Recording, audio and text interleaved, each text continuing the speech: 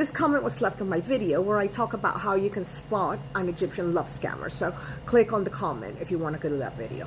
And it says, you forgot to mention that this is usually happening with older lady meeting young Egyptian men. Sorry, but what makes you think that he will be with any older lady except for money? So let's talk about this because this is a really important point. So I used to think that the main source of scams were the older women, and you see it loads. So in Hurghada, where I live, if you just sit watching people go by, you see all these old women holding hands with these really young men, and it makes my stomach turn. And you're right, I'm like, don't come crying to me. You're coming to Egypt basically to hook up with young Egyptian men who are substantially poorer than you. So this is like the other way around from the men that go to places like the Philippines and Thailand and do this with women. I mean, the whole thing is just gross. And women deliberately come to Egypt. They also go to places like Zambia. If you know other countries, I know in the Caribbean it's like Cuba, Dominican Republic. If you know other countries, put it in the comments. And they deliberately come to these countries to have fun with younger men who obviously are in a financial position that is much less than them. And to a certain degree, if this is transactional, okay, if it's like, okay, I'm going to spend 2 weeks with you, we're going to get an apartment, I'm going to give you £500 at the end of it, and Bob's your uncle, and we both had a great time, and you have money. Yeah, okay, it doesn't go with my value system. I think it's disgusting. But at the end of the day, if it's transactional, it's the oldest profession in the world, okay.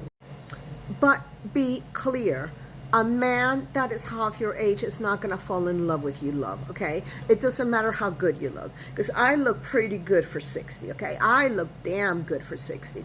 I know no 30-year-old's going to fall in love with me. Come on.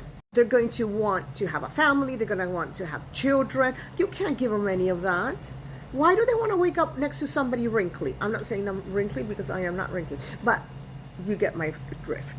This situation causes all sorts of problems within Egyptian society because Egyptian society is quite conservative. I always say that in Egypt you can feel the hand of God. It's very palpable.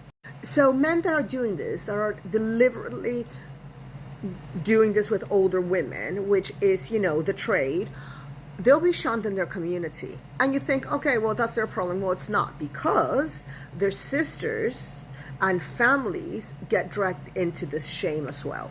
So whenever I see a man, and this is all the time, and they're trying to justify what they do, and it's like, oh, haha, no one's getting hurt, no one, we all know what we're doing, haha, I'm so great. I immediately ask, how about your sister? How about your sister? Who's going to marry your sister because you're here acting like a complete fool? And of course they lie. And the poor sister who's done nothing wrong and is probably a nice lady and pious with a good heart, she can't marry someone decent because her brother is here and nobody's getting hurt. Yeah, no, that's not how to... In Egyptian society, people get hurt. The family get hurt. You know what? The women are the ones that get hurt. As far as the women coming to Egypt to do this and then getting scammed and crying, and you're not going to get any sympathy from me. Go somewhere else. Plenty of other countries you can go to. Please go somewhere else. Egypt is just too good for this.